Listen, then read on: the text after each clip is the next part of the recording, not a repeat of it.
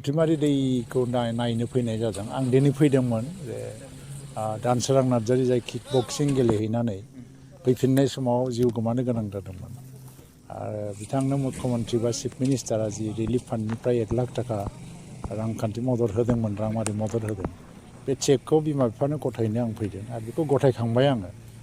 गिदिर बाथ्रा नङा बे 1 लाख थाखाया, नाथाय बिथाङा जिहेतु जि किक बक्सिं बे दा प्राइभेट मोनसे अर्गानाइजेसन हिसाबै सरकारि अनुदान होनायनि माखासे नर्म्सफोरा गोरोबजोबैयाव नांगौबायदि जों खालामनो हायाखै दाबो। बे बिटिसिनि चिफआबो बुंदों उनावहाय बिथांमोननि न'खरा जाहाथे सोलिनो हायो, असुबिदा जाया, बेनि थाखायबो बिटिसिनिफ्रायबो बेबस्था लागोन, गभर्नमेन्टनिफ्राय बेबस्था लागोन। दिनै फुथिमारि दैनि सायाव जि मोनसे दालांनि दाबि दं, मिथिनो मोनबाय आं बेनिफ्राय जे तामुलपुरा बारा गोबाव गैया, दालां जायोबा 10-15 मिनिटाव मोनहैनो हायो गारिजों।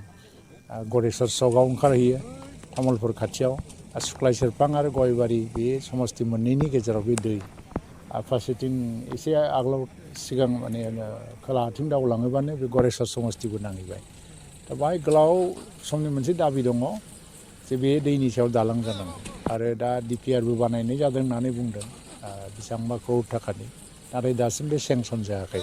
जिहेतु बियो गिबि मन्थ्रिनि बिफान, गिबि मन्थ्रिनि मोनसे एटेनसन द्र' खालामनाया आंनि बिबान हिसाबै आं बेवहाय जि दालां नांगौ होननानै बुंदों बे दाबिखौ निस्सय गिबि मन्थ्रिनिसिम आं लांगोन।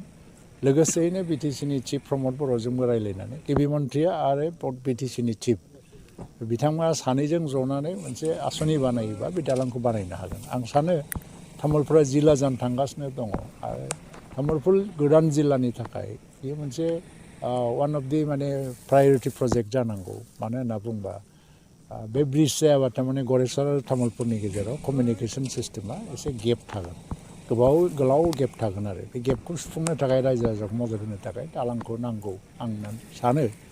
माब्ला बानायहैनो हायो, नाथाय बेखौ बानायनांगौ होननानै आं सानो आरो बे इसुखौ आङो बिटिसिनि चिफ आरो आसामनि चिफ मिनिस्टारजों रायज्लायगोन।